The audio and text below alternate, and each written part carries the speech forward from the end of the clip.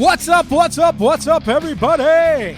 That time of the day, that time of the week, that time of the month. Yeah, it is. You're listening to The Good, The Band, The Ugly. I'm Big Papa. And I'm Jeff. And we have a great show, as I say every week. But it's true. But this time I mean it. Professionally slide this music out like it was done by a producer in the other room. Right. Pay no attention to the hand on the mixing board. No. How you doing, brother? Good, man. Good You? week? Yeah. Yeah? Did you do anything fun? Went to the Muse Fest at Good Nature Brewery this weekend. It was all about like women and art and stuff, and they had some performers. Wait a minute. The Muse Fest. Was it Muse. like a bunch of mermaids singing to people? I was expecting that, but there was not. Impress them to write a song? No? No. Was it amusing? Oh, it was amusing. Yeah? Mm-hmm. We don't want to talk about it here. No, we don't. You have nothing good to say? I don't. But you were at I was at Good Nature Good Brewery. Nature Brewery. Where it all happened. Jeff does not go there every week for the free beer because I have not given him any of the gift cards that we received from them. No. Those are for me. They are. There. Hey, we, as I mentioned, we have a great show for you today. We are very excited to have who I consider a friend. He used to play at Big Papa's in Penalville when I had the bar. Nice. He's originally from the Phoenix area, and just Arizona? No, the better version, Phoenix, New York. Yes. Sweet. Yes. An incredible musician, has been all over the board in the music world. Basically based in Nashville, Tennessee now, and he's done just about everything. Right. He's toured with guys like Josh Grayson and others, and now he's got his own business that they do music for movies and TV shows and Very commercials. cool. But we'll let him tell you all about that. Without waiting a second, our special guest today, Mr. Max McKee, and it's not pronounced McGee. No, it is not. Or he won't be on the show. Hey, look who's here. What's up? Hey, fellas. How you doing, Mr. McKee? Nailed With it. the key. Nailed with it. a K. Third time's the charm. Yeah. It is, too. Third time in the 11 years I've known you. Well, I just always pronounced it wrong. I humbly apologize. Hey, it's you and about 70% of everyone else I meet. If anybody important said it, like if the label producer from some record label was like, "Look, McGee, we want you on tour with Josh Groban again next month," you'd be like, "Not a problem." Sorry, or would you correct him? It depends on how I'm feeling that day, of course. If you're feeling porky, no, if I feel a little feisty, it's Wow. McKee. look, you're going to be Toby Keith's, touring guitar player. You could call me George. Anything. Yeah, I don't care. Yeah, exactly. Yeah. No problem. That's I'll be right and it on. wasn't Josh Groban, it's Josh Grayson. I think you toured with. Yep. Yeah. And I'll be, I'll be there. There you go. There you go. Correct last name or not. That's you right. know. Just like me. Yeah, like when people spell Papa wrong. Yeah, how? P-A-P-P-A. Oh, yeah. We're not going to make fun of anybody down in Florida No. because I think it's written wrong on the album he sent us. Did he sign it? P-A-P-P-A? Really? Look at the. Oh, Yeah, Pete Merluzzi. Oh, okay, he Pete. did. So, yeah. Can't Pete, win them all. No, Pete's another upstate New No, York guy, tour manager, done all kinds of great things in the business. And watch that episode. And those of you who are listening who haven't watched it, Do it. watch Pete Merluzzi's Get on it. episode. It is freaking great, Yeah. and he's been all over the board. But that's his album. He sent it fantastic. to me. I forgot to mention it last week. We did. So, Peter, Pete. thank you, Pete. Thank you for sending right over there. You can't see it with the pointer. Right. Sending the album autographed. But welcome, Max. I've said it before. You've played Big Papa's. Every time when you played solo, you did a lot of the looping stuff, which that was like at the beginning stages of looping out live. Yep. I loved doing that. I don't do that too often, and I was grateful to have a space to get to explore, to try some new things. So thank you for facilitating that. Dude, I look at it this way. People would come there and be mesmerized by how well you had the forward thinking of your song that you were putting together knowing what was coming next. And I mean, I've been a musician my whole life since I was knee high to a grasshopper, and very few things make me go, holy shit. That did it. I mean, I remember just how did he know what he wanted to do before he even started doing it? And then when it all came together, dude, I was like, holy shit, this is phenomenal. So that's cool. I appreciate hearing that. I've always heard music in the big picture, I guess. And so exploring something like a loop station allows you to sort of hear it in the big picture, but then, handle it systematically piece by piece until it becomes something whole. Yes. So I found that to be really fun. I really thoroughly enjoyed doing it that way. Nice.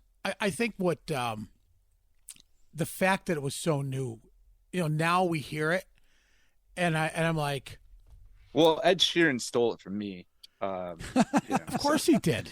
I think you were actually before Ed Sheeran. I mean, right. Now you got 7-year-old idiot savant music just geniuses. This little kid that's on TikTok putting together stuff. I don't know if you've seen him. Miles is his name.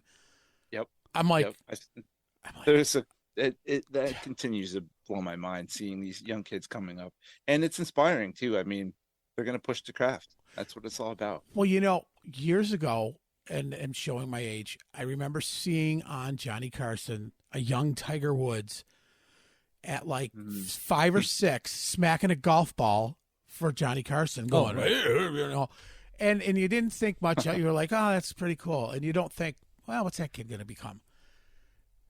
Watching that transpire into what it did makes me watch this young Miles kid or some of these guys like this young drummer that's on, or the young girl that just bangs out some heavy stuff. And Caleb, the drummer, he's an Australian kid. He's young. And keeping the Tiger Woods thing in my back of my brain, I'm like, I can't wait. I hope I'm still alive when these guys are old enough to be sitting on stage just crushing it, going, I remember when that kid was 5. Yeah. Remember that thing called the internet before they implanted it into our brains? Yeah. So you were on the forefront. You were one of the first guys around here. And it's cool. So that's cool. Hey, yeah. I seem to recall hula hooping, and people would come in. We turned the lights off. It was hula hooping. There were everything. A couple. Hula hoopers with light up hula hoops, everything but the patchouli and incense burning. It was it was completely new to me. I was a metalhead, and then I was like, yeah, date a hippie at least once. Yeah, there you go. Right. There you go. Been there. Marijuana, not just for hippies anymore. Right. I've been there before. So yeah, that was really cool. But tell us what you've been doing since the days that you lived up here, and then how you made yourself down south and everything. Yeah. So I moved down to Nashville early 2014. And I was basically I didn't really have a plan. I just came down here. I just knew that I needed to stretch out a little bit, hop into a bigger pond, explore a little bit, see what was going on. And I got fortunate enough to kind of hop on some pretty cool tours. I toured for about 5 years, fairly regularly. Sometimes it was weekends, but a lot of times I'd be out for a month at a time, or 6 weeks at a time. Did that for years, and I kind of got a little bit burnout, living on a bus or a van, eating peanut butter and jelly sandwiches and staying at La Quinta's. Rock and roll sounds awesome. It sounds glorious, touring in a band and doing all this stuff. I think if a lot of people saw what happens behind the scenes, they would reconsider going on tour with the band. It's a whole thing, and I don't regret any of that. I loved it. But when I was thinking about my future self, touring, I think would have been a little challenging 20 years down the road from that initial thing. Right. Unless you were headlining it and you called all the shots. and you got to stay at Marriott's. Yep. Yeah. And even then, it's hard to have a family. It's hard to have pets. It's hard to have a house. All of these things because you're on the road all the time. Even as a headliner, sometimes even more as a headliner. Right. But you gotta love it, and I for sure do. But around maybe 2017, probably around 2017, kind of got that forward thinking thing. I love composing. I love building music. Going back to the loop station, sitting down with an idea, hearing the whole thing, and then building it piece by piece. Dude, I'm meant for the studio. In my brain, I'm like, this makes way more sense. I can actually sit down at a recording rig, a computer, a tape machine, and start building these pieces on top of each other, just like a loop station, but this time for keeps. Building tracks that would eventually become something. So when I really got into that, I'd done that in college a little bit and explored recording, and I've always kind of gotten into that to some degree. But when I realized that you could actually make a living composing, making music, building tracks, I was done. I was like, dude, I'll play, a few times a month, but I want to sit here and imagine something and realize it and see it through from start to finish. So I created a company with a good friend of mine named Andrew Greason, who at the time was working at More Sound Studios in Syracuse. And we had been friends since 2008, maybe, and decided to start a company. Hey, let's start a company. We're going to start writing music for TV and advertising and see if we can break into that market. Mm-hmm. And eventually we did, through the help of some mentors and some good friends. We started writing instrumental tracks and started getting them placed behind some of the biggest brands in the world eventually, which has been a pretty eye-opening experience. I think you need to mention, first of all, those brands. I didn't know. When I mentioned earlier to him, we're going to ask you about this. I saw you reaching over to the computer going, better get that list ready. I better reference. Honestly, when you're in the thick of it, you don't even think about it sometimes. You're just going, and really great things kind of happen over time. But then you're not focused on that as much as you're focused on, what you're going to aim for next. So yeah, a list is extremely helpful. But yeah, we've been fortunate enough to work with companies like Facebook, Airbnb, Citizens Bank, Chobani, HBO, Taco Bell, American Express, TJ Maxx, Hershey's, Visa, Rocket Mortgage. Did you come up with the bell? The bong? Was that you? No, Are you the bong that would guy? be amazing. Can you imagine if you got the? I know you were the bell guy. Yeah. What? So what's your claim to fame? Did you ever hear the bong? What? I am the bong. I am the Taco Bell. I'm bong. Yeah, you are the Taco bong Bell. Bong trademark. My brother did. So wait a second. On Law and Order, he's the bong on bong. Law and Order. I only got half his talent. I'm bong. I'm bong. That's the worst things to be. That's right. So in a sense, he's Charlie Sheen. He is Charlie Sheen of 2.5 Men. I've gotten that analogy before. He is. Yeah. Okay. Yeah. Hey, I'll take it. That sounds good. Great. Did you ever see the video from Kmart? I sheet my drawers. Right. I sheet my drawers. Me. That's me. I'm drawer sheeter. Yeah. Perfect. Yeah, but I think you jumped over the fact that you went on tour, but you played with guys like Miles Davis, Blood, Sweat, and Tears, the Wild Magnolias. I mean, you've got some big names under your belt. I never played with Miles, but I played with Mike Stern, the guitar player from Miles Davis's band, Blood, Sweat, and Tears. That it was talk about. I was in college and I got asked to play jazz duo with Mike Stern, who's just a legendary fusion guitar player. Mm-hmm. I feel really fortunate to have done that, but I was scared shitless. it was just he and I, and we were doing a master class in front of 200 prolific guitar players and bass players. And I remember trying to hack my brain and try to figure out ways to not feel nervous about making this performance, and trying to humanize these people any way imaginable. Right. How can I make this person seem like a normal person?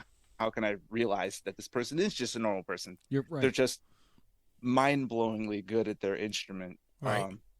So yeah, I've been really fortunate to play with some really great musicians. So you went to school for music then? Yeah, well, I went right down the river, I guess you'd say, to Oswego. Okay. I did 4 years out there. I did their recording program, did jazz studies, and studied psychology at the time. So it was 3 out of the 4 years I had keys to a full Pro Tools studio. It was awesome. Nice. I was a studio rat for days on end. It was a great learning experience, actually. Did you ever think then that you could have the power of Pro Tools on your laptop sitting in your home office? It was just kind of dawning on me that would be a possibility. At the time, it was the full Pro Tools HD system set up. The studio had 3 rooms. It's actually a world-class studio up there. People don't realize. Right. And Dan Wood was my professor up there. He's still running the studio program. He was working with Public Enemy and a bunch of hip hop artists through the 90s, and actually had a lot to offer. He was one of the first people I met when I went up there to check out the school. And when I saw the studio, I was like, okay, I can get with this. We don't have this in Phoenix. Right. Yeah. Ironically enough, I don't know if you guys know Chris Setner. He was the high school band director for a long time. He knew that I had been bit by the bug, and he would sign me out a study hall to go down to the band room. And at the time, they had these big, giant, like mixing board digital recorders. And I started making tracks on these recorders in 11th grade, 12th grade. He ended up calling me about 6 years later. He's like, hey, you know that big hunk of studio equipment you used to use all the time? Well, we're selling it. I wanted to see if you'd be interested in buying it. So I still, to this day, have the one of the very first recording devices 12-inch I ever reels? had. It was digital, but it's this big. Oh, okay. Yep. I've got it in a big old briefcase. I don't think I'll ever sell it. It's one of the first actual recorders that I used, and that opened the doors. Well, when you make it to the Rock and Roll Hall of Fame, they will have that right next. They will, and the Max McKee exhibit. Yes. MC Key There it is. exhibit. You will have that as one of the displays. Hey man, I'm all about it. That they'll have to take it when I'm gone, but that's it. Right. Yeah. Right. That's the I'm all about it. Bong guy. Right. We heard about him in the early stages of The Good, the Bad, and the Ugly. I think I don't mean he's the Taco Bell bong. Bong guy. To know him is to love him. Yes. I mean, I'm not opposed. But... Yeah, right. Right. I'm 420 friendly. I don't care what time of day it is. 4:30, 4:35. Right. Doesn't matter. Yeah. Cool. Yeah. I'm very open-minded to all lifestyles and approaches. Whatever makes somebody tick is cool with me. So I don't think a lot of people don't realize this, but Max is very good friends with our previous guest, Mr. Mick Fury. McFury. So not McFlurry. No, not McFlurry. If we're gonna fuck up names today, it's gonna be we're going big time. Yeah. McFlurry. If he was a McFlurry, he would be perhaps the boozy version. I was gonna say with a little Irish. He'd be the party version. Yes, of the yes, yes. He definitely perfect. McFlurry with some Irish whiskey. Oh hell yeah! Actually, that's making me want to go to McDonald's and grab a vanilla and a little Irish cream in there. He'll stir it up for you. Hell yeah! I love Mick, man. We actually spend a lot of time down here. It's great. He's about 20 minutes away on a good day. Traffic sucks down here, but Yeah, we do. We'll do campfires. We'll hang out. We'll do couples dinner. My fiance and his wife get along great, and yeah, we get to hang a lot. And I feel fortunate. Was it he was telling us when they would have he would try to have like the cookouts with no it wasn't somebody was talking about bringing the Syracuse food, like trying to get Hoffman's hot dogs or salt potatoes or stuff like that. But Dude, I think we had Hoffman's last night. We found a store down here that sells them. There's so many upstate New Yorkers who moved, Central New Yorkers technically, who moved down here that they started selling Hoffman hot dogs at our local Publix. Pete Maluzzi. Pete. It was Pete. They're in Florida now too. Florida. And he said, and he's down about 20 minutes south of Tampa, and he said, same thing. He's like, we had Hoffman hot dogs, and I had everybody come over, and all my Syracuse friends were like, he got sausage too. I think So. Yeah. I think he got some sausage, and they did their own version of salt potatoes, and they just Syracuse food geeked out for the night. But well, you know who else does that? Ben does that too. Ben Morrow. Ben Morrow, yeah, Columbus bread. He has it shipped. Columbus Bakery every time he comes up here. Columbus Bakery goes home. It's shipped out to Vegas, and now he's now. We just hooked him up. I just hooked Ben up with Jeff Totora. Out there. So now they're gonna try to do some stuff. Another great guy. Yeah, fantastic. All you guys that moved out of here, you took the nice away from Syracuse, and you left us with guys like us. There's plenty still there, man. Oh man, so I miss it sometimes. Dude, really, really incredible pool of musicians in Syracuse. I don't even know if Syracuse knows how good Syracuse is. No, they don't. When you get outside of it and you look back, you're like, this is world class. These dudes and gals are world class players. Who was the one we were talking to that said that Syracuse should have been on the map along with Scott Sterling said that all the time, because Scott said, back in the Lost Horizon, we mentioned Lost Horizon on almost every show, and I have to say it. I'm going to continue to say it. Guys like Greg Italiano, who I've put Greg's picture on the wall because he was a friend of mine, and I think he did so much for music back in the 80s that set the path. But like you said, there's so much talent here, and not just the talent, but there's so many different bands that I know when I go to, I don't want to throw mud at Buffalo, or let's go somewhere else. Let's say I travel a lot for business. So anywhere else in the country, when I get there, and if I'm going to be there for 4 or 5 days, I want to find out where's the local music. Yeah. Let me know what's going on. And people are like, well, there's a bar over there that has some bands. Jimmy Bubba and the Bubba Rays are playing on every Thursday after bingo. And you're like, all right, well, where's all the rock bands? And they're like, yeah, no, you're in the South, buddy. Yeah. It's like, fuck. But Syracuse we're spoiled. We really are. Yeah. There's such great music here. Absolutely. And behind the scenes music. You got guys like Ron Cack, over at Subcat. You've got sound guys like Paulie and all those guys. Yep. You've got Scott Sterling himself for years mixed some of the best bands that ever came through Syracuse. So artists like yourself have gone on. Locally, Dave King, Joe Altier, those guys are writing music for basically the same stuff, little one-off Netflix stuff, and it's just it's really cool to see. I try to stay in touch, or at least follow a lot of those cats, and just kind of keep an eye on the pulse of what's going on, and it's really cool. It's understated sometimes, people humbly do their thing, and they just keep trucking along, but it's some of the best talent pool in an area, small area that I know of. Yeah. It's inspiring, actually. It's cool. Do you find that living in Nashville, obviously just the epicenter of country music, but it's a lot of crossover stuff now. It's not just hardcore country. You've got just music, period. It's mind-blowing, the quality, the quantity, and the diversity of music here now. Right. Even when I moved here in 2014, it was diverse. There was a lot happening, but it was very country dominant still. Right.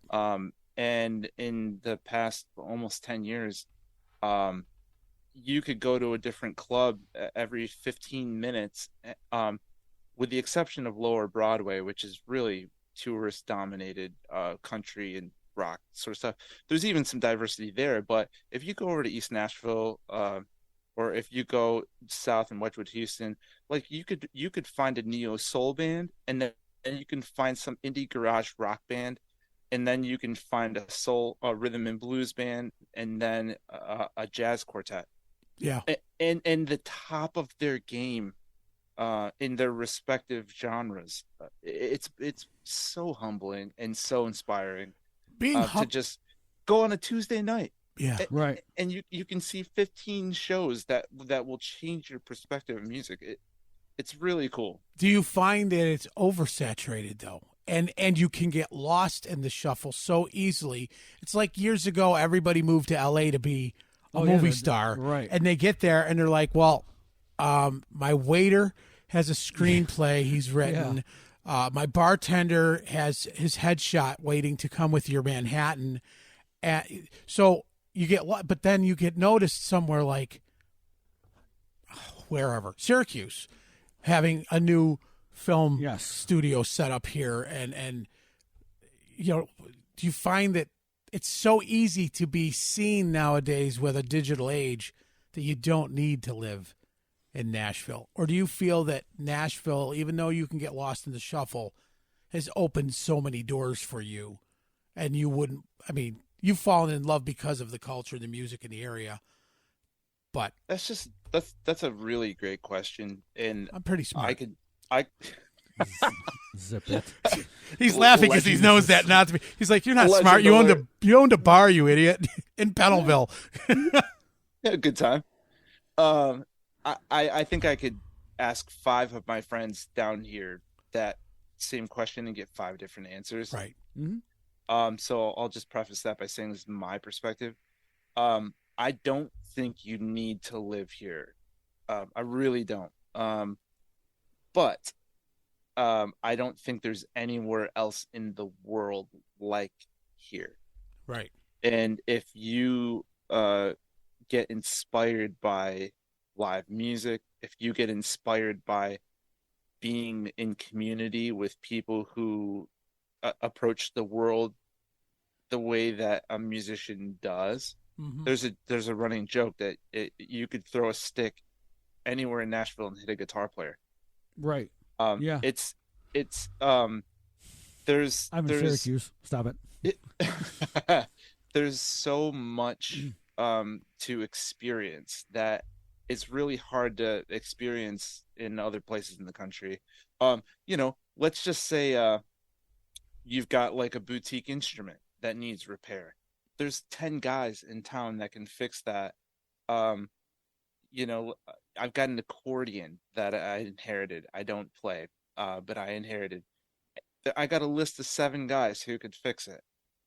And they could fix it in less than a week. Right. Right. So that's just a functional level, but on a level of being inspired, is it overwhelming? Yeah, a little bit. You're very much replaceable here, which is a blessing and a curse. A curse being that you don't have a lot of job security. Right. You could get hired and be on an amazing gig, and maybe you don't share the same politics as the singer, and you're replaceable because there's 15 people who are waiting for this gig who will do it for less money than you will. Right. So in that regard, it's challenging. And simultaneously though, there are 15 singers that are going to be your waiter or waitresses at any bar, restaurant, coffee shop who would blow your socks off, who you would sit and listen to them sing and you'd be covered in chills. Right. And they're making your espresso in the morning. And they're doing it so that they can create their own music and survive. It's really inspiring, and I don't think there's a lot of places in the country that are like that. I think it's funny. Sometimes the address on your business card opens eyes wider. My daughter, for example, graduated for fashion design. I don't know if you remember my daughter from the bar, but she was young back then. But now she's she's 26 and college graduate, has a couple full product lines out on for her own runway shows. She's a great designer. Went a little different path, but still in a design mind. But was doing it all from here, and everybody kept saying, "You got to move to New York. You got to move to New York." I think that New York would have been cool on the business card. It could have been, here's where I work. I live and work in New York City, and maybe like-minded people that went through your struggle living in that big city say, I know where you are. I've been there. I'm from Nashville as well. I know the struggle you're going through, so we know the blood, sweat, and tears you're putting into it. Will they respect that as much with a Syracuse address or a Liverpool or a Rochester or Buffalo address on their business card or on their pedigree or whatever? Yeah. In regards to like touring, for example, let's say your show is you got a 60-minute set, right? Mm-hmm. And you're out every night playing. The biggest part of the gig is surprisingly not that 60-minute set. It's the 23 hours that you're living in a van or a tour bus with your bandmates. Right. So people are going to hire people that they want to hang with. So if you're a session guy in, Albany, New York, and you want to play with a Nashville artist and you're reaching out and sending them emails and all this stuff, they can call the guy they just had beers with the night before, who they get along with and share the same sports team. Right. And he's going to do just as good or a better job than the best musicians in Albany, New York. So the hang is something that you can't really replace at a distance. The hang. And the hang. That's the hang. The hang is everything. Yeah. And people just tend to hire people that they know and that they like because you're spending so much time. Yeah. Same thing goes in writing music for TV and advertising. Really, it's like you could do a great job, but so can somebody else. Mm-hmm. And if that person, if you go and play golf with that person every Tuesday, you're going to call them first. Right. Don't tell me you've turned into that guy, Max. I don't play golf. Okay. No. So it's still the hang. I don't play golf. Okay. There you go. I have no problems with people who do. Actually, some of the best business moves are made on the golf course, and I understand. I just have a business partner who plays golf, so he handles that end of it. And, there you go. I handle the other part of it. So, but I will say that's a really big part of the music business in general, regardless of whether you're touring or composing or trying to be a singer-songwriter. If you want a record deal, if you want to be a supporting act, you got to show face. You got to be around. You got to be there for when the opportunity presents itself. If you're not there, then it's really easy to miss. Yeah. So that's another perk, I think, of being, quote unquote, in the scene. If you're around, hey, last minute, my bass player can't make it tomorrow. Can you be there? Oh, hold on. Let me just hop on a flight from Albany to go play your showcase and bail you out real quick. Nah. No. I'm down the street. I'll be right there. Different story. Yeah. How about, you mentioned like-minded people. Do you find that even if you didn't know these people in Syracuse, as soon as you're down there, you find that everybody makes their little subculture, the ex-upstate New Yorkers, yes, clearly.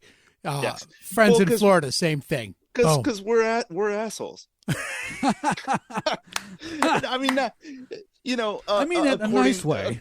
According to perhaps somebody in the Bible Belt, you start getting some sarcasm thrown out there. We're swearing up a storm. We're louder than everybody. We find each other. Yeah, it just happens. That guy just yelled the F-bomb from across McDonald's parking lot. Upstate. Yeah. I am generally speaking a pretty peaceful person. Yes, you are. When I moved down here, it was the first time somebody told me that I was rude. And I was like, what are you talking about? No one that knows you from here Wow. would ever think No. that. And it's just a way that you operate. Like, my roommate at the time, she would leave leftovers in the fridge for freaking weeks. There was a science experiment in there. And my approach is Throw it away. Hey, what is the deal with this? Can I throw this out? Oh, you're so rude, and I'm like, oh, because I want to throw out your science experiment, like, you got to share the fridge. Penicillin's free nowadays. Right. You don't even need to get Yeah, it. You yeah. don't need to make Well, your own. Need to grow it.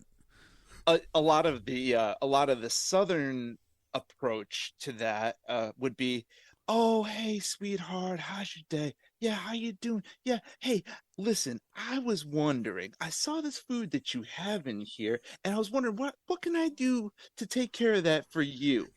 Does it need to shave? Like, no, Right. no, Yeah. that is not. It's too cold for too long in New York for us to be sitting there fluffing everything. Yeah. Like, hey, what's going on? Let's go. Boom. Let's make it happen. Nothing personal. This is just business. Let's handle it. Let's move on. So, I use this analogy, but even upstate versus the city. Okay. When I had time, I spent a lot of time in New York City years ago when I had my corporate job, and I would spend a substantial amount of time down there, and then I would come back to Syracuse. And if I was fresh from Syracuse down there, I'd be on the subway, and someone would sit next to me and be like, hey, how you doing? And they look at you like, why are you talking to me? Right. And then I would be down there for a week or two, and I'd come back to Syracuse, and I'd be at Wegmans looking at my feet, waiting in line, and I'd get to the cashier, and she's like, sure is hot out. And I'm like, why are you talking to me? Oh, shit. Syracuse, you got to go into... So for you to be rude, can you imagine someone straight out of Brooklyn? I'm going to Nashville.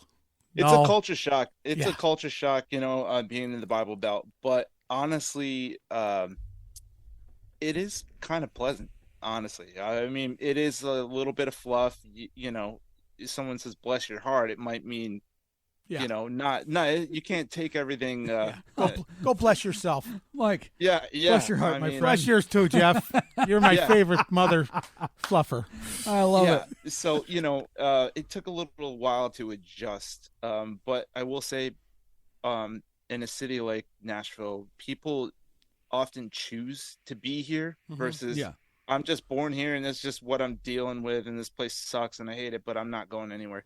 It's not that at all. Actually, people are really grateful to be here, and they're ready to work really hard, and they realize that there's 100 other people who are waiting to have their jobs. So there's a lot of gratitude, and people are really living for something, and that's a nice atmosphere to be in. So, and you're surrounded, and like you said, you're surrounded by like-minded,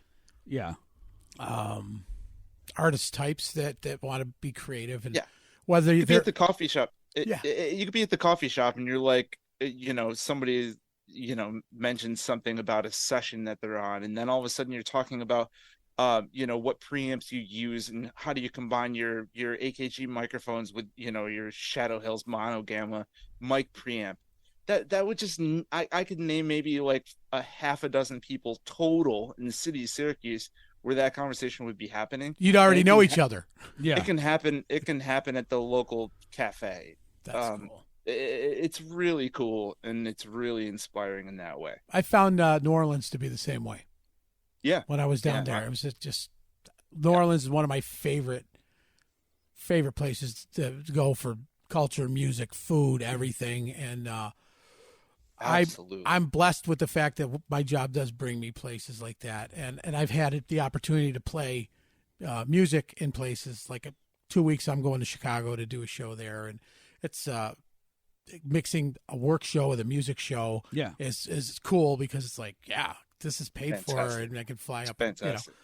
But you notice the different cultures in different areas. When we played in New Orleans, whole different atmosphere. Even the venue that we were in, completely different than the venue that's going to be in Chicago. Chicago's like, all right, you guys get in at this time, you leave at this time. We don't want to know anything else besides that. and that's it. Yep. Once again, too cold to deal with the BS. Yeah. Like, hey man, you got to go because shoplifting next door is coming on, and they've got 3 murders scheduled for 2 a.m. So you got to get out of Chicago as quick as possible. Yeah. Trust me, man. Don't go over sound check or else. Yeah. The cops will show you. You come back from break, your mic's stolen. Right. So yeah, man. So Max, tell us a little bit about who have you toured with? Yeah. So when I first moved down here, this is kind of funny. Just goes to show that you never know. I had a couple of friends down here when I moved down. Part of the reason why it was kind of a no-brainer to make the move. A really good friend of mine named Nate Felty, who's an incredible drummer. He and I had played together for years prior to him going down to Belmont, Nashville for grad school. So when I made the decision to move, I let a few people know that I was coming down, and if there's anything kind of coming up, let me know. Sure. So I'm driving down, and he's like, "Hey, bro, you got anything going on this week? I got a couple of gigs that they're looking for a bass player." Sure. Yeah, absolutely. Sign me up. So I end up spending the rest of my week unpacking and learning like 45 songs right, to be able to play this show. And the very first show I ever played, we were playing it at the Opry Mills Mall. I got in Nashville on a Sunday, and this was a Friday. That Friday, we're playing Opry Mills Mall, and we play the first set with this guy who's doing cover tunes, country stuff, whatever. We play, and it's fine. This is like hardly any money, and I'm like, just say yes, just say yes. You're gonna do this, just say yes. So we played the first set. Everything goes fine. It was actually pretty good. We got a bunch of tips, and people were feeling it or whatever. So the guy pulls us all together, and he's like, "All right, listen. So I had a videography film that on the left side. I'm gonna have him come over for set 2 on the right side. I had the sound guy record the whole thing. So he's just gonna hit play, and we're just gonna pretend like we're playing along to the first set that we just played, while this guy records video on the right side." I said, "Hold on, dude. Hold on. Nope. You're telling me we're not even going to actually play, but we're going to pretend play live in front of a live audience?" This is the very first gig I ever had in Nashville. Come to find out, they do it for the Grammys. They do it for Super Bowl. Like, right. It's just a thing. But this is my very first gig, and I was so disheartened. I was embarrassed because we're standing up there pretending that we're playing a set of music. Very first gig in Nashville, so I'm like, "Oh wow, I've really made it now, right? This is it. this is it, right? I'm going to tell all my friends about this." Yeah, Milli Vanilli style. Yeah. Second gig, next day, I'm playing with an artist who's never played a show in her entire life, and we're playing on a hay wagon in a cow pasture, 2 hours in the countryside outside of Nashville. And it was like an antique show, some retirement thing. And we're backing up an artist who's never played a show. And it's just a bunch of 80-year-old and up, and we're playing on this hay wagon. And I have this second realization, wow, I really made it, didn't I? This is it, right? I left Syracuse for this. You're right. Hay wagons and all. Big Papa's had a bigger crowd during the Lupin. Same age. Yeah. And so I just, tucked that away, never to be discussed ever again type of thing. Went home, and about a week later, I get a call from the guitar player who was on that gig. And granted, I showed up in Nashville with hardly any money. I had no job. I had no plan. I had nothing. And I get a call from the guitar player from the hay wagon gig about a week later. I got another hay wagon gig for us. "Hey, man, what does your summer look like?" Hold on, let me check.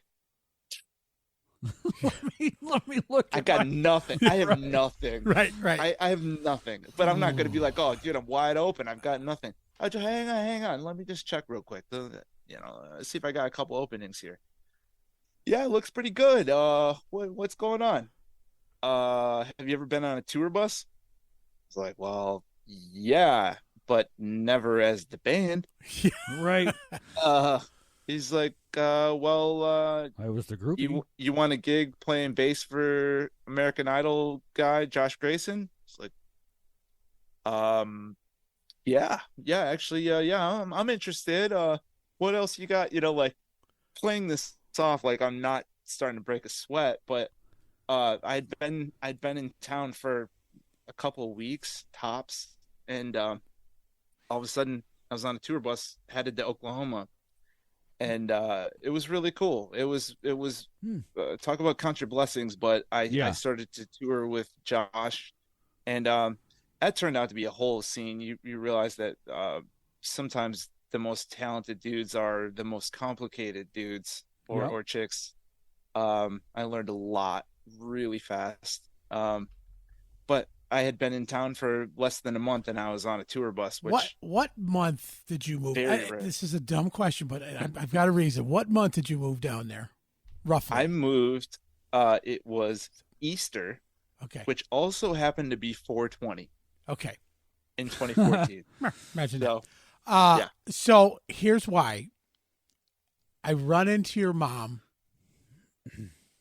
a couple weeks after you had moved, so you must have gotten this gig. Because I said, "Do you know little Max?" No, I know his mom. I've known his mom. He's down there in Nashville. I knew he moved, and I said, "How's Max doing down there?"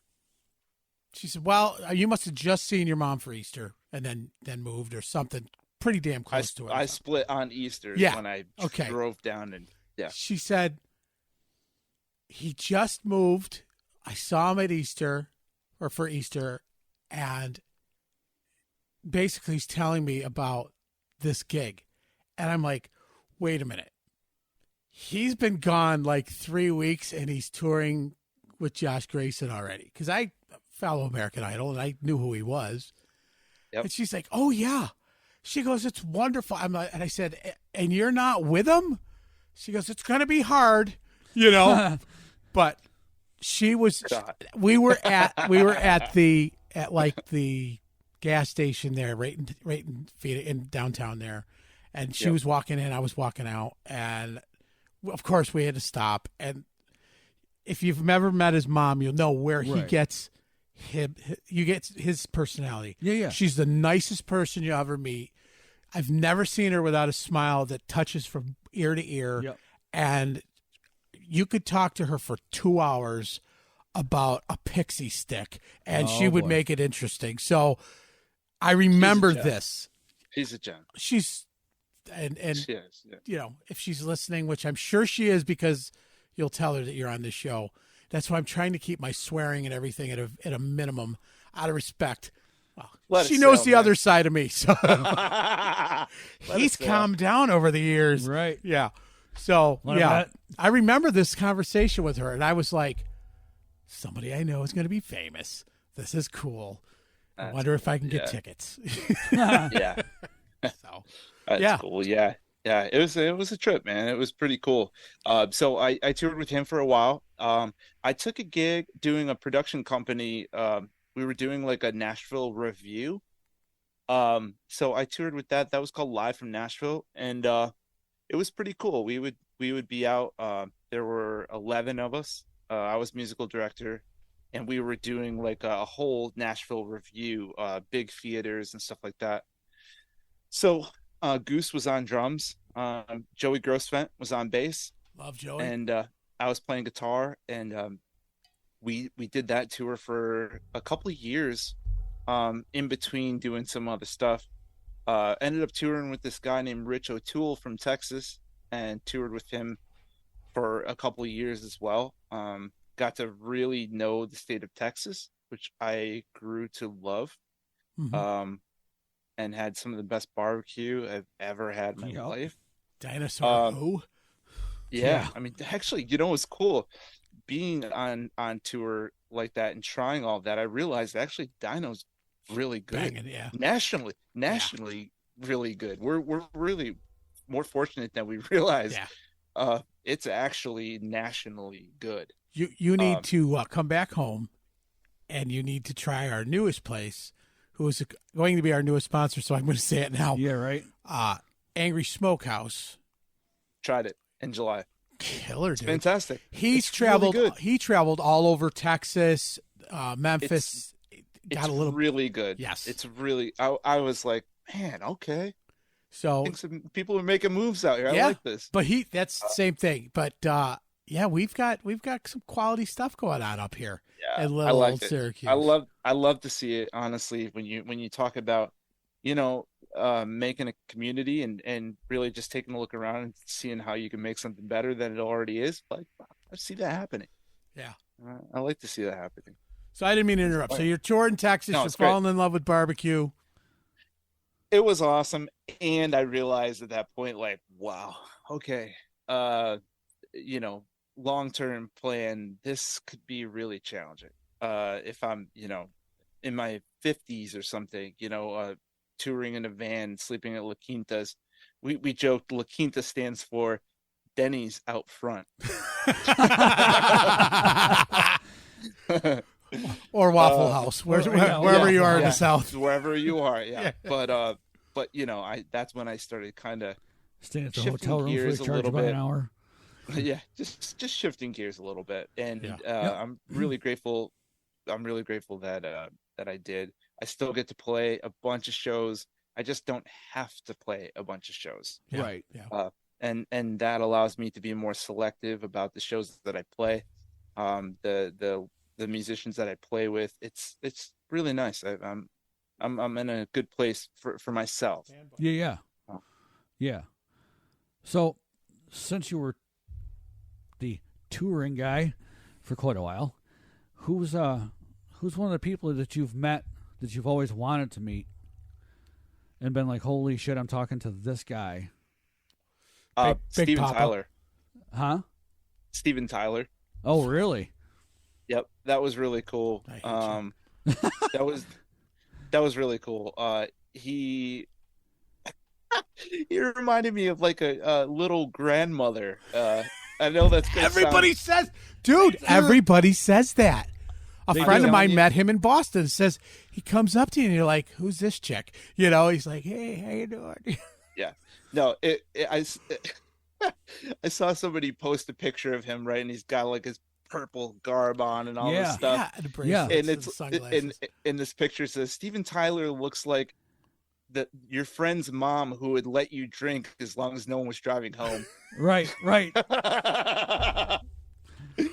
No, but honestly though, he was super, super cool. I was with Goose at the time, and we were doing a CMA Fest down here in Nashville, and the artist that we were playing for was getting ready to do sound check, and Steven Tyler's band, his solo project, which was more country Americana, was going to be playing after us, but they were sound checking before us to kind of set up the stuff and then go do the thing.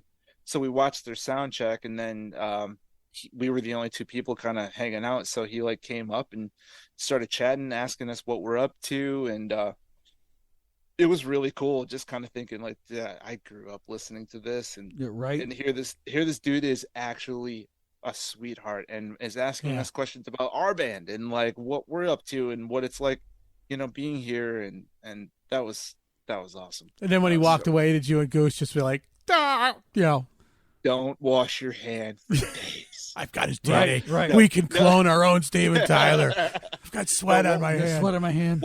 What was really weird though, man, when we were in the auditorium before he walked out, and the rest of the band was just kind of sound checking and getting levels and stuff.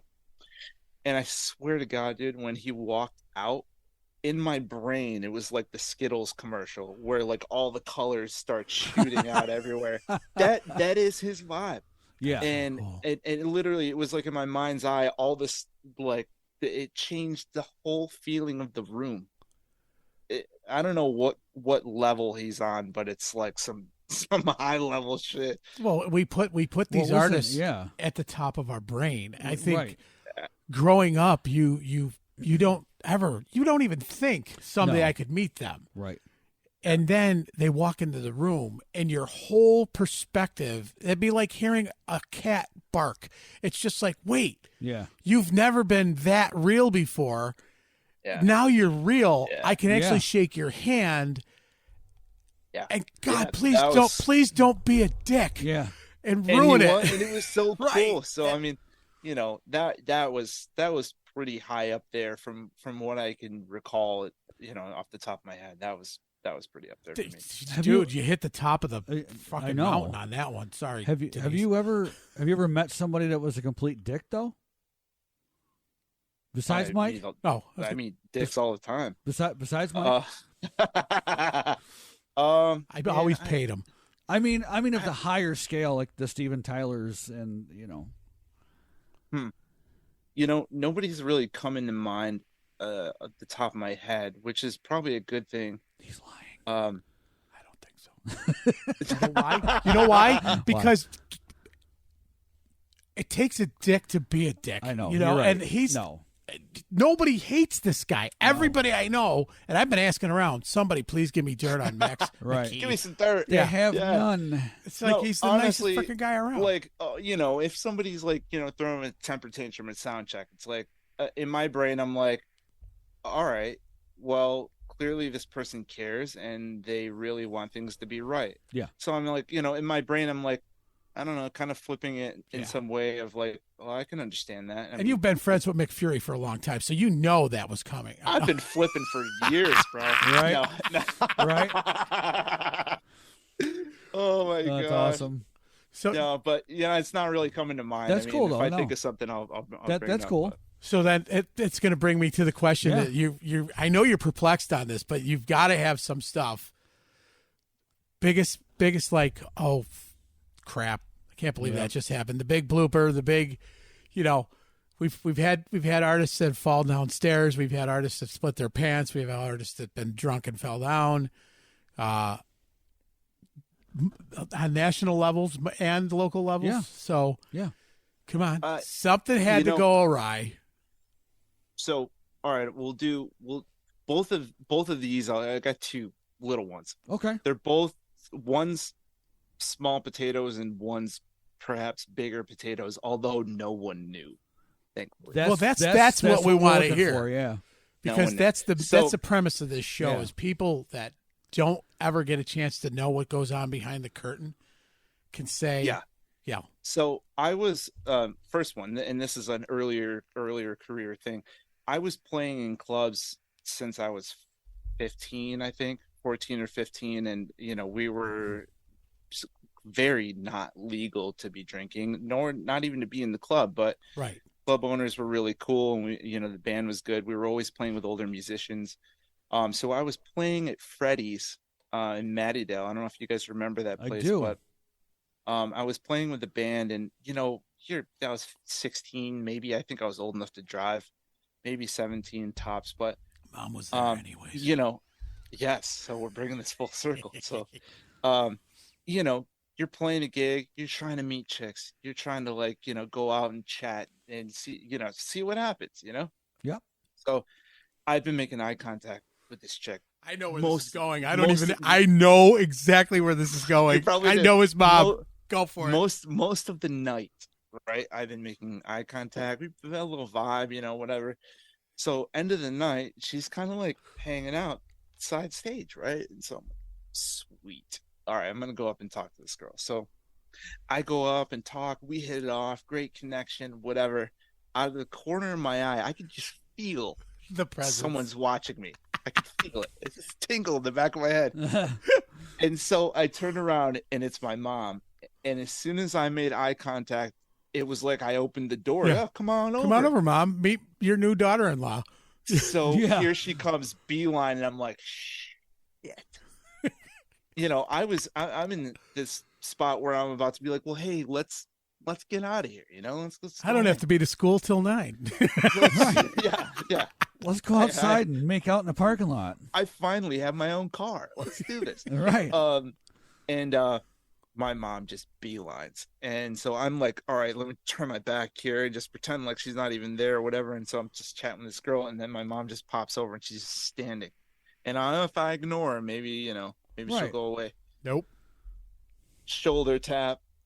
And then literally as I turn, she's like, oh, hi. I'm Max's mom. Hi, who are you? No. Don't do this. So I'm like, yeah, what's up? Hey, just wondering, are you coming home tonight? I'm like, dude, I am now. Thanks a lot, Mom. Yeah. And who's dude, your little friend? It broke it, and the girl was like, hey, nice to meet you. Hey, listen, I gotta go. Mom, what the frick? This has basically been happening for my entire music career in Syracuse. That's why he's in Nashville. Yeah, no shit. It's just sorry to me, but mom, and granted, my mom will be the first person out dancing on the dance floor. Yep. She'll get everybody into it. She'll stir the pot. Next thing you know, the whole place is a party because she broke the ice and got everybody going. And she invited everybody. Yeah. But there was no chance I was going to be meeting chicks when the Hawk was circling. The Hawk. Oh, it was next level. So anyway, so that's like a bigger picture thing. The best one, yeah. The small but big thing, that's happened more recently, that nobody really, I had never said anything. So I've explored different kinds of tuning on instruments. I've tried, normally it's A = 440 when you get a tuner, right? Yep. So I've read a lot of research about A = 432 as a way of tuning to kind of be in more harmony with nature and all this kind of stuff, which, I'm very much into that. So I had tuned my main bass to 432, and I was working on a project, and I hadn't really thought about it since. And I'm playing Bobby Bones' Wedding. I don't know if you know Bobby Bones. Yeah, I do. I know exactly who you're talking about. I don't. He's like a big radio DJ. He is a huge radio DJ. In fact, his show is streamed on 92.1 The Wolf in the morning. Okay. Yeah. So I'm playing Bobby Bones' Wedding, and we're backing up Gary LaVox from Rascal Flatts. Yeah. And backing up Kix Brooks from Brooks and Dunn. Yeah. And they weren't part of his surreal moment. No. They're just but that's okay. Yeah, well, Steven Tyler, for me, that trumps everything for him. And I get it. But we're backing up Kix Brooks and we're backing up Gary LaVox to play the first dance for Bobby Bones' Wedding. Mm-hmm. And we did Neon Moon with Kix Brooks, and great song. We're backing up Gary LaVox after Kix Brooks, and the whole time I'm like, it's kind of weird. I don't know, man. Maybe like Kix is a little pitchy, but now Gary LaVox is a little pitchy, and that just isn't right because I've heard him sing, and he's an absolute monster. Yeah. It was me. I was the tuned entire time to A432 instead of A440, and it's so subtle. It is that, and it's a bass, so it's not like a guitar where it's higher frequency where you can really hear it. This is a bass, tuned to A432, so it's more like gives you a little question mark rather than oh no, that guy's out of tune. Yeah, like that's off. No. This was just enough to where it makes you question everything. It's 2 days before the milk spoils. So, right. It's that. Yeah. Is this milk spoiled or is it me? Yeah, so do you turn around and fix it? No, apparently not. Or do you just play the entire attaboy? The whole night. Yes. God bless you. Attaboy. Let them all think they all fucked up. Call me Roger Whittaker. I'm here. Just I gotcha. I am not Max McKee anymore. I am out, and I'm here for service, and I will be leaving the building. He could have played a Creed song at that point with all their weird tuning.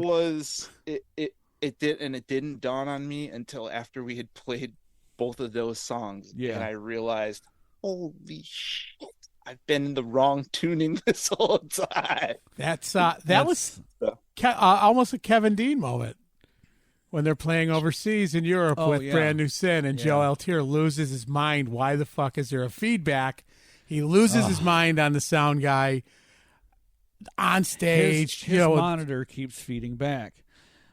Well, they changed drum kits between sets, and Kevin doesn't use an extra tom. So he lays the mic on the floor. He tells the sound guy, "Listen, I don't need this mic. You can mute it." No, you can't. Don't put this on the sound guy. This is no. This is clearly Kevin's fault. Kevin told him. I remember the story. That is classic. So he leaves the mic on. Yeah. The entire show, and there's feedback, and he can't figure out why. Joe loses his mind on stage and says something like, and we say to Joe, "Yeah, Kevin, when you're on the show, Kevin wanted us to say to you, feedback." He's like, "Oh, fucking show," and blah blah blah. Yeah. And to this day, Kevin's still apologizing to Joe. I'm still really sorry about that. He's like, "Oh my god, I wanted to kill somebody." So same awesome. thing. He didn't tell him till like 2 days after the show when they were like, "Hey, by the way, touring to the next year." Was me. Yeah. That is so funny. So now I doubt anybody from that wedding will be listening to this show. No, but until we tag them in the yeah. Hey, Gary LaVox, remember how it felt weird playing that song with the band? Yeah, he went home and gargled salt for 2 hours, wondering what happened to his throat. That was the bass player, yeah. There you go. His fault. Yeah, I guess you'll be moving back to Syracuse soon. Denise, get his room ready. This guy can't even tune his instrument properly. Right. He's out of here. This guy's done. he's blacklisted more than the guy who wrote. Yeah. Oh God. Yeah. Christ, so that kind of that comes to mind. That's awesome, dude. I got to tell you, it's been a freaking complete joy having you on here. What do you have? Do you have anything coming that you want to promote? I don't care if it's your newest Burger King commercial or something. But yeah, honestly, yeah. I don't care if it's the new Nike shoes you just bought. Yeah. So a couple of things. If anybody listening needs custom music we do sonic branding. We do custom music for advertising, for Instagram, for YouTube, for any of that kind of stuff. Go over to agm3music.com and shoot us a message. We work with the biggest brands in the world. We also work with mom and pops. We work with social media influencers. We get people content, and we do it custom. And we can work within your budget. We're social media influencers. Well, the thing is Max doesn't even know he agreed to this, but he's going to probably send us a 2-minute intro music thing that we can use. I think he's on a cutting heavy edge. Yeah, and we will from that point on add him to the list of lifetime sponsors. Yes. And he'll always get mentioned on every show, no matter if it's Billy Sheehan or if it's Ross Friedman or any of these guys. They will all know. You go see him. Who to see. That's awesome. The cool thing is you get an extra special gift with every track that gets sent over. We send an invoice with it. Nice. Really? Yeah. Really? So well, you know what? We do the same thing. Yeah. We pay every invoice with a Good, the Band, and the Ugly T-shirt. So I like the way we're thinking here. This is like a Dumb and Dumber IOU where you get a briefcase. I owe you for and my T-shirt is worth exactly the amount of that invoice. Exactly. Yeah, this is an IOU for a Ferrari. You should hang on to that one. That's right. Ooh, thank you. That's the thought that I thought I was going to pay you. It's the thought that counts. Yeah. Perfect. Yeah. So agm3music.com. Cool. We do custom music for all levels. So that's something I'd like to promote. Yeah. We also I'm doing a New Orleans funk night here in Nashville, September 25th and October 10th. At a place called Living Waters Brewing Company. That's September 25th and October 10th. And it's awesome. It's a stacked group of musicians. We're doing everything from the Meters to Dr. John, Even better. John Cleary. Yeah. It's a New Orleans themed funk night, and it's really, really fun. So if anybody happens to be in Nashville or has been looking for a reason to come down, come on down and check that out. It's going to be really cool, and there's no cover charge. Oh, wow. You'll earn your keep that way. Yeah, no kidding. There you go. Yeah. So there you go. September 25th, October. That's all I got. 10th. Cool, man. And you're coming here next time you come here. I know you're probably 1,000% busy when you get here. Same thing with all you out of state guys. But Right. look us up. Let's have a beer. Yeah, you know. Sounds great. I'd Now, love to. The only other thing we ever ask all of you is if you know somebody that you think could benefit by being on our show, let us know. Jeff Tatora, and I mention him on every freaking podcast because Jeff has been Jeff's so awesome. I mean, I keep getting, hey, I got this guy. He's gonna, you know, he's gonna be. He wants to do the show. This guy wants to do the show. I'm like, we would have never met those people without him. So if you know any up and comings that you think would be a great fit, send them along. Send them along. They don't have to be Syracuse awesome. based, but if they are Syracuse based or upstate New York, that's even better. No, we don't need you to send Mick Fury because we already had him. Yes. So great. But we'd have him again. We would have him again. Do you know that our drummer, our old drummer, Jason, is playing with Mick? I'm just saying it for the show. Yeah. I know you know, but so Jason Eldred is going to be playing with Mick when he does his upstate New York shows. Yeah. And awesome. so big shout out to Jason. Yeah, absolutely. Who is the drummer for Between Covers. Between Covers. And cool. Their singer's Ryan Coughlin, and I'm not going to play the noise because Ryan got mad when I played the toilet flush. That's okay. Every time we mentioned his name. So he was like, dude, what was with the toilet flush after my name? And I said, now every time I say your name, I'm going to do it. Yep. And we did it. And all I saw in the comments on one was like, what the fuck? God damn it. So Ryan, you got to shout out. I know you're listening to the show. Yep. Ryan Coughlin from Between Covers and a bunch of others. No toilet flush for you. So keeping it classy today for not even for Max McKee, but just because for Denise McKee. Yeah. There you go. There you go. Yeah. This one's for Denise. Yep. Oh, that's raise your awesome. glass. To the best, one of the best band moms. My mom was just like yours. My mom came to every one of our shows. Yeah, she did. It's great. My father hated every one of our shows, but my mom was there. When your father was there. Because the watch tap. If we were done, we'll tell the story really quickly and we'll let you go. If the show ended at 11, his father, no joke, standing like this, at 10:59, Mike will say, "We got one more for you," and his father would go, tap the watch for those on Spotify. Tap the watch and shake his head no, and I'm like, sit down. But my greatest moment playing was when he got up and he sang just the phrase "dead or alive." Yep. On a New Year's Eve show, I put the microphone in front of him. I was waiting for him to be like, "Get out of my face," and he just went, "Dead or alive," and I was like, "There it is. My life is complete." My father actually sang with the band. Yep. It was the Sopranos / Goodfellas version.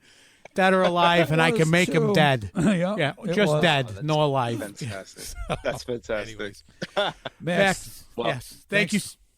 We're going to say this, and should we practice our harmony here? Max, thank you so much. Yeah, you absolutely. Really guys. Thanks for having me. A lot of fun. Yeah, we can't wait to have you back. Anytime you're promoting anything, just let me know. Yeah, and, appreciate that. And if you see that we are having somebody you know on, same login, same time, Mondays and Tuesdays, same recording session time. Pop in.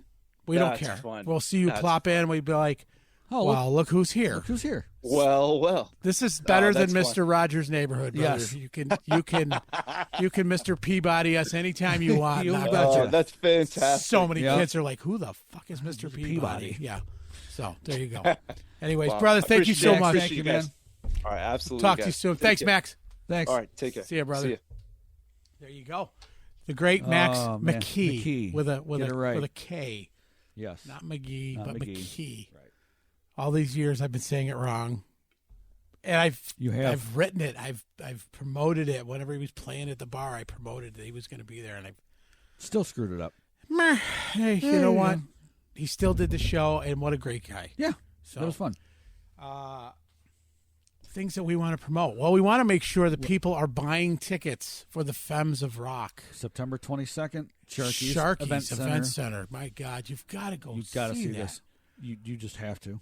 And I mean, not only are, if I remember correctly, like 3 or 4 of them from upstate New York. Right. You've got one of the violinists is from Buffalo. No. Well, yes, Nina, and then one is from Canandaigua, Rochester area. Mm-hmm. Bass player is from Buffalo, and our very own Jeff Totora. Jeff from right here. Totora from Syracuse, New York. You got it. You have to go to the show. Go see. You do. We're not even getting a kickback on these tickets. No, but we want to make sure we put that out there. I want to give a shout out to all the bands. I mentioned it last week. I was at the fair. Yeah. All the bands I saw at the fair, you guys, not one of them didn't just crush it. So our old drummer with Red Tangent was out there. Oh, yeah? So, yep. He still owes us alpaca socks. He does, too. If he listens to this, and I hope he does, then you owe us socks. Owe us socks still. Just such great stuff. Bill Ali played every day. Joe Altier played every day. Yeah. You got guys like Hard Promises and Ryder. There's Infinity played out there. I mean, you name it. Countless others. I mean, you name it, they played. And we know firsthand what a pain in the ass it is to play at the fair. It is. Not all you folks know that these guys are getting in. They're loading in at 5:30, 6 o'clock in the morning. Before the fair opens. They're dropping their gear off. They are waiting all day to play. They play, and then they can't pull their gear out of there until all of us are gone. The fair is closed. I saw REO Speedwagon there. I saw Quiet Riot there. What the hell was that? Quiet Riot just didn't sound that great. Oh. Well, they only got one original member, which is Skid Rudy Row Sarzo. played. We saw Skid Row. We saw, Foghat. They were all there. It was Brett Michaels. And Wilson. Dude, Brett Michaels had our very favorite local bass player from the band Tesla, Mr. Brian Wheat, on stage. So thank you to all the bands that listened to the show, that were at the fair, doing your thing. Just Dangerous Type. I mean, all of them. You guys are great. Really great. So that's all I got to say about that. All right. Food was good. The music was good. It was a good time. Good. Looking forward to doing it in a year. Hopefully. No interest. You're boring. I know. That's all I'm going to say. That's all I want to say. Hey, there's some music. Guess what time it is? Sponsor time. Great Hawk Medical Supply. Sharky's Event Center. DJ Life's a Beach. Good Nature Brewery Company. The Print Shop Underground. Snarky Productions. And Toffee Break Toffee. Don't forget the AGM3 Production Company. Yep. Composing music for just about everybody. You've been listening to The Good, The Band, The Ugly. I'm Big Papa. I'm Jeff. Peace, everybody. Listen to the music. Watch the credits roll. Along.